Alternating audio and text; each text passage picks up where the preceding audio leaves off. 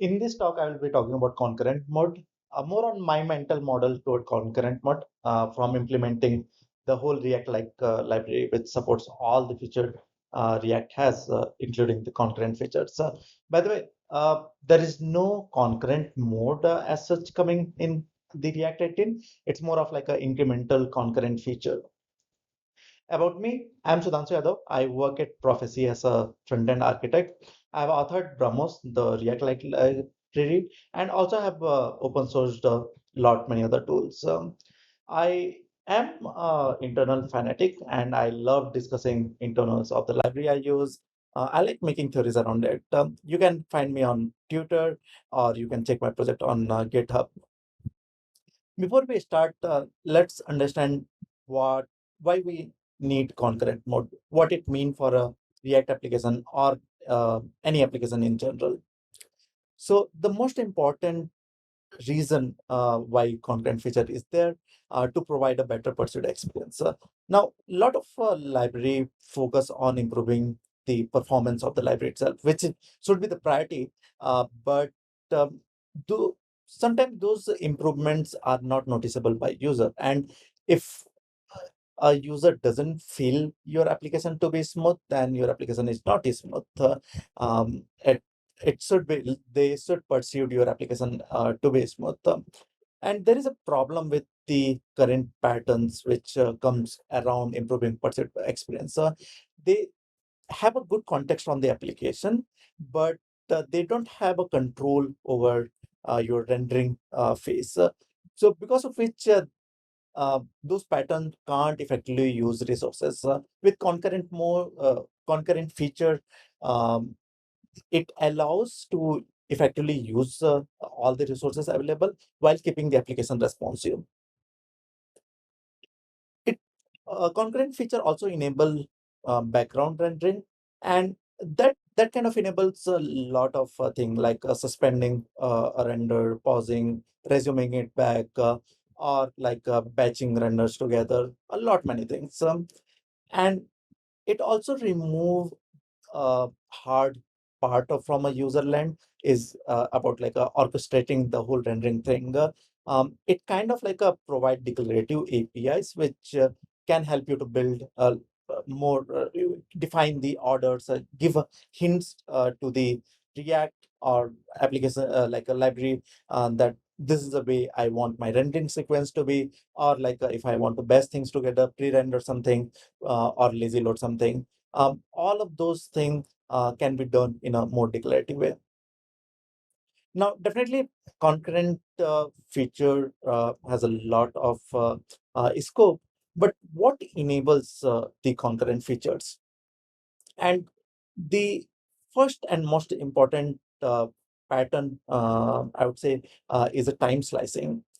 So to understand time slicing, let's see a React tree. Here, all the nodes, you can think of a component which takes a little bit time to process. And uh, how update would happen, like you change a state in any component, and then it will trigger a re-render on that component, which internally would trigger re-render of their children's. And all of this thing will happen synchronously at one go.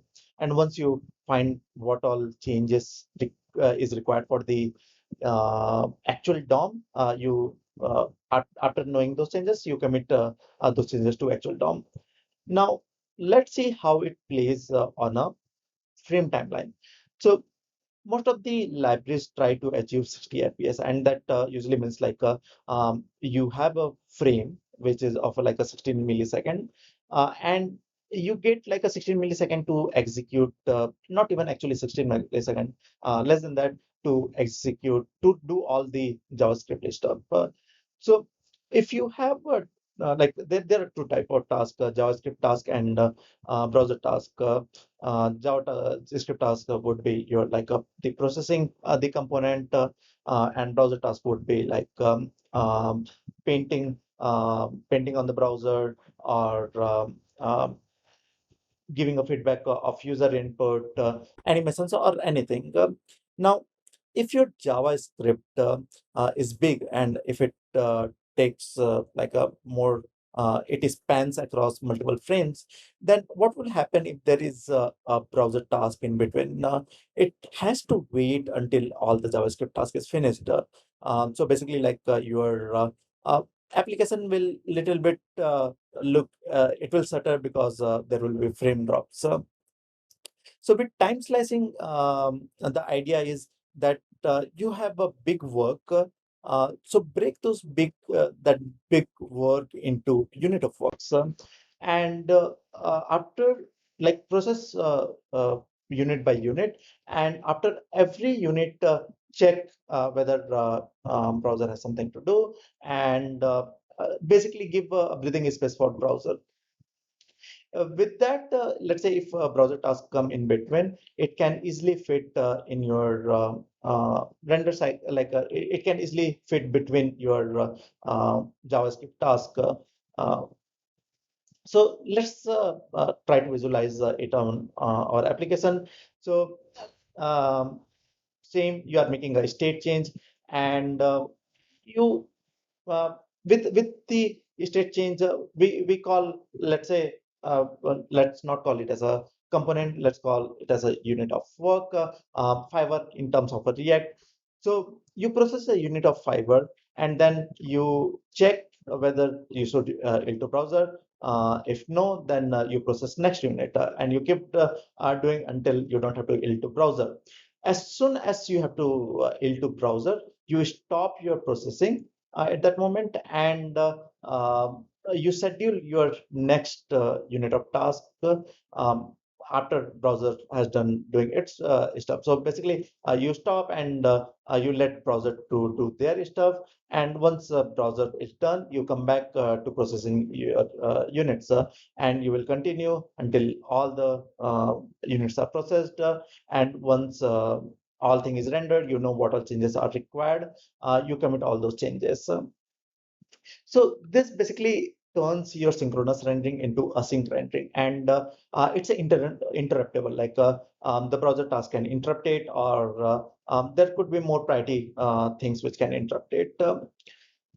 But because now it has turned async, there with a it it inherits the problem with the problem of a async nature, which is basically like a multiple thing can happen at one time.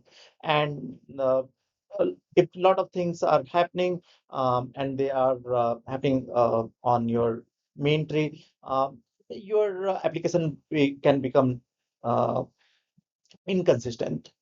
So to solve that, we have a pattern called background rendering. With background rendering, let's say we have a same application, and if there is a state change, instead of updating the same tree, uh, let's mark it as a current tree, which is a representation of your actual DOM. Instead of updating directly that, you create a new work in progress tree, and you perform all those operations, all those processing in work in progress tree. So how it happens, like you copy your fiber from the current to work in progress tree. You check whether if there is any pending updates. If there are any, process the fiber, basically render it, and whatever the rendered children are there, compare it with the existing children on the current tree. If they are same, clone them from the current tree. If they are different, then create a new fiber, and then process your next fiber, and continue doing that. Repeat until all things are finished. With this, one benefit you get is that you're not you're not mutating, you're not impacting the current tree. So your current tree remain consistent with your actual DOM, while you are doing some job in work in progress tree. Uh, Only when you are done with all the things, like once you have rendered, you know all the changes, and you commit the changes to the DOM. Now it your work in progress tree is a actual representation of your DOM. So we swap the current and work in progress tree, because like the work in progress tree is a more accurate version of what DOM is.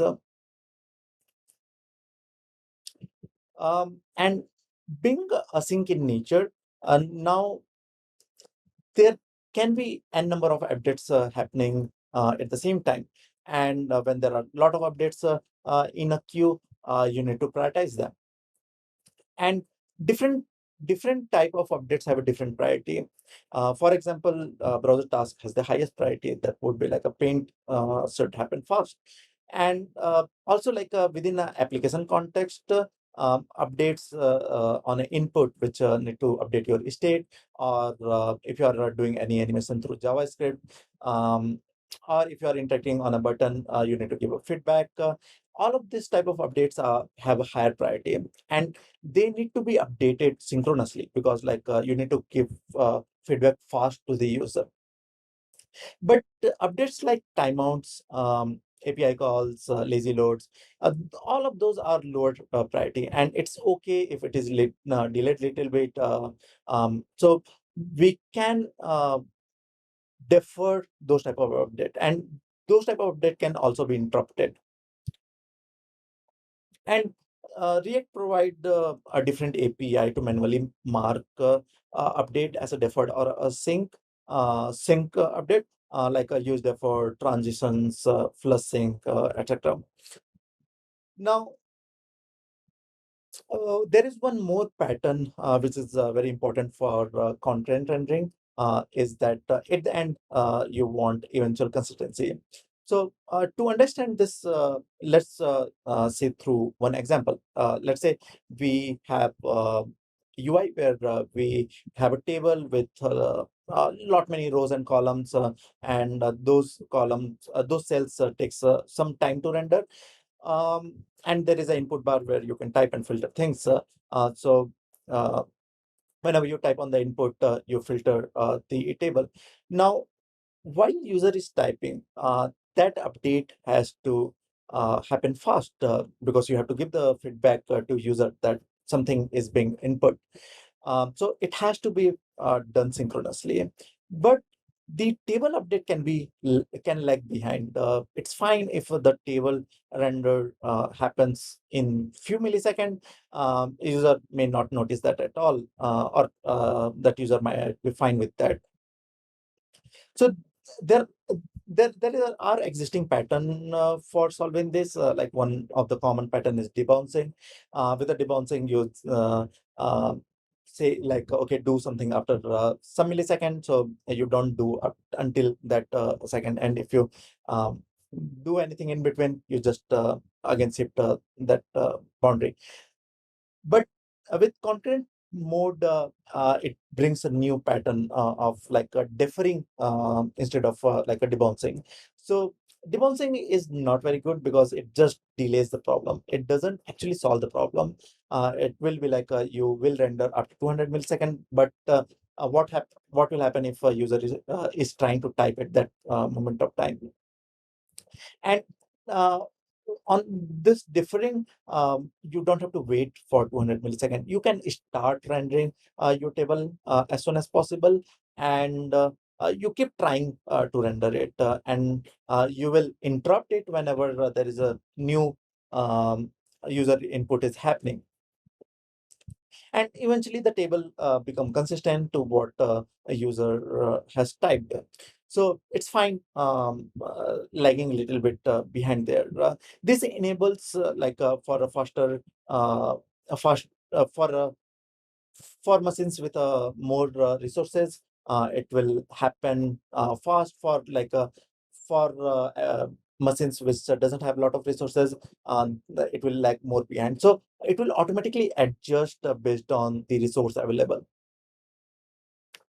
Now, the another pattern, and if you are following React, you must have gone through transitions. And transitions, you must have seen this snippet, like when in uh, like functional component, you can use transitions. You get start transition method. And transition are mostly a declarative way of defining deferred update. It's like saying your application is at state A, you want to move it to state B, and any update between state and A and B should be clubbed together as a transition, and it shouldn't block your browser. It shouldn't make your browser unresponsive. It can happen as a deferred update. But um, and also like all the updates happening in that transition, like here set state, which is on the same component. On click might be calling set state in its parent component. All of these updates are clubbed together in a transition, and all are flushed together. Because transitions can be interrupted by synchronous events, there could be a chance where transitions doesn't happen at all. So for that, transition also have timeouts. You can provide timeout and say like at least in this millisecond, you want your update to be available on the DOM, and whenever it reaches to that timeout, it try to flush them synchronously. And there can also be like multiple transitions within one action. Like here in handle click, we are calling transition A and transition start transition A, start transition B, and both transition can run independently. It's like running executing in their own universe, and once they execute, they can merge things into current tree. Also, like you can whenever you call the start transition twice, like you are calling the same start transitions. So all of this multiple transition which are started by same start transition method are clubbed together. So you don't see like inconsistent behavior or state. Now, while content mode is great. It provides a lot of scopes. It's implementing those APIs are not very straightforward. There are a lot of complexities, and we'll in the next part we'll discuss those complexities. Here, it would be more on my experience on building those content APIs for Brahmos. But yeah, most of them relate to React as well. So the first complexity is your updates can become stale, because deferred update happen asynchronously. It can be interrupted by a sync update, and those state changes from deferred update can become stale. Not only it can become stale by a sync update, it can also become stale by another deferred update, because everything is happening asynchronously. And the bigger effect is like they might be mutating the same reference, and can have a side effect as well. So to solve this, for the solving the stale problem, in Brahmos, what I'm doing is like I'm keeping a timestamp on those updates, and whenever I'm in a render phase, I check like whether update is older than the current tree update. If it is new, then go toward the latest path. Otherwise, discard the old updates. And for the mutation part, which can mostly happen on a class component, where um, every like set state states are stored on a component uh, instance. So um, instead of applying the state on set state calls, uh, we create a update queue where those all updates are stored, and those updates are applied lazily during the render phase. So it can only happen on your work in progress tree. It doesn't have to impact your current tree references. The other problem is the update starvation. Basically, like your low priority update can be eaten up by high priority updates. So basically, it can starve because there are a lot of high priority updates happening very frequently, which will never allow the low priority update to happen.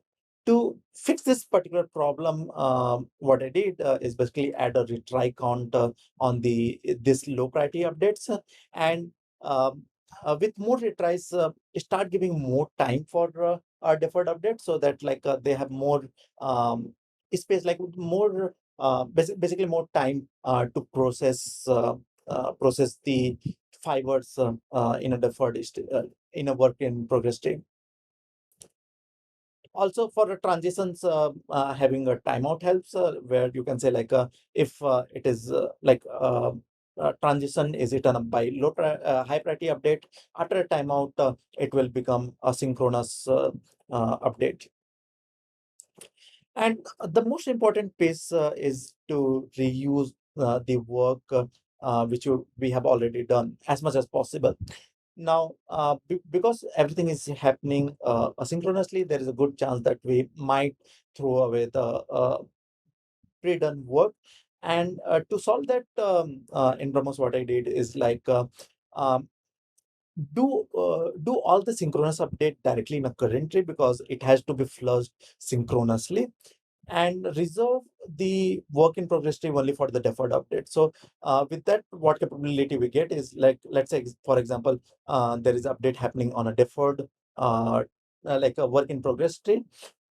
At that moment, if there is a sync update which triggered on a current tree, you will finish that update, and you will come back to work in progress tree. In work in progress tree, you can resume from where you have started, because you don't have to throw away anything. You just have to check whether the updates you have made, whether those have become stale or not. If they aren't stale, then you can keep those fibers. If they are still, then you can clone the fibers again from the current tree.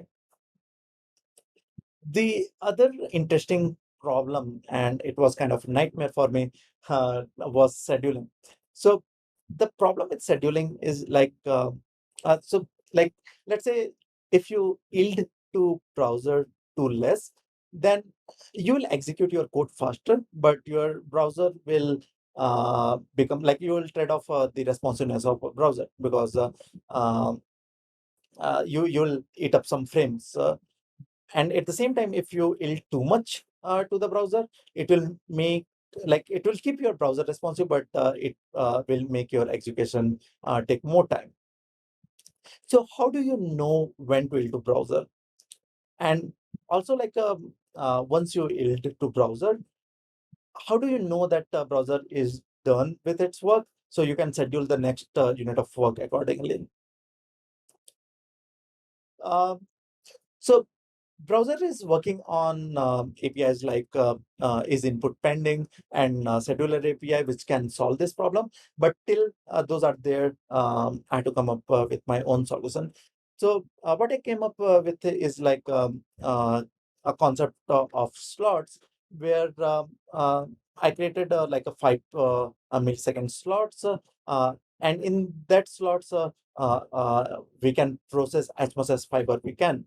Now, after every slot, we yield to browser and schedule the next slot with message channel. And message channel are good in terms of like um, it doesn't have a cool off time. You can say like most of the cellular techniques like request animation frame, or not request animation frame, but set timeout and request idle callback. They will have a bigger delays between uh, two slots. But message channel can also eat up some of browser tasks as well. So what I did is like whenever we are close to the frame, and at that point of time, instead of scheduling from message channel, schedule through request idle callback, and also with a set timeout, and whichever response first, take that and ignore the other one. And these slots are not constant. The size of slot can increase if a deferred update is retried multiple times, and also the slot size can reduce based on like if you have enough, like if your slots have taken enough time in a frame, and there is a less time remaining on that particular frame. So slot can become smaller to accommodate that. And by the way, like a slot can even become bigger than one frame. Like it can become it can span across two frame. And the idea behind that is um, not programmatically, dynamically, we can control, we can tune the FPS based on the execution speed and the resource available for a user. The other interesting problem, and transitions are good, but uh, handling multiple transitions is a nightmare. So the thing is like because they are in sync in nature, there can be multiple transitions in a queue, and because they are async, they can have race conditions as well. And obtain updates in one transition can become stale by other transition. Also, transition can be nested, so you can write a start transition inside a start transition, and you can compose transitions as well. Like you have multiple start transitions, and which is wrapped in another start transitions. You can do all sort of nesty stuffs with transitions. And the other thing can happen, like two transitions can try to update the same state, and now what to do, like which one to take precedence. In Brahmos, I took simpler approach to solve those. React right now, like try it merges all the transitions together, but their long-term plan is to run the transition individually in a different lane. In Brahmos, what I'm doing is like if two transitions are there from different start transitions, then always run them independent. Uh, and if the transition starts, like multiple transition starts from same start transition method, then always merge it. Now it could be like you are calling the same start transition multiple times, or it could be like you are pressing a button and there was a the previous button press is still not processed completely. Now you have pressed it again, so the previous transition and the new transition, the updates will get merged. And this, like, if you have different transitions, those transitions are kept in a transition queue and are processed one by one instead of creating like a multiple work in progress tree and try to process every transition in their own place. We just keep it simple, like by process one transition at a time. And timed out transition can move themselves from transition queue to sync update. That makes like a timeout that is handled by timeouts. And for nested transitions, I simply followed like whatever leaf transitions are there, that will be respected. The parent transition will only keep the state updates which are direct child of that transition. Now, there are a lot more complexities, and uh, I wish I could have explained more of them, but we have limited time. I would strongly recommend you to go through React 18 working group discussions. Those are gold mines. And also like the older document on concurrent mode, still you'll get a lot of idea. And after seeing those documents and discussions, you will start appreciating the effort of a React team. They're trying to solve one important problem, which is uh, have a better pursuit experience for user. And on a grand scheme, if you see, like that is the only thing which matters. With that note, I would like to thank you and see you all. Thanks.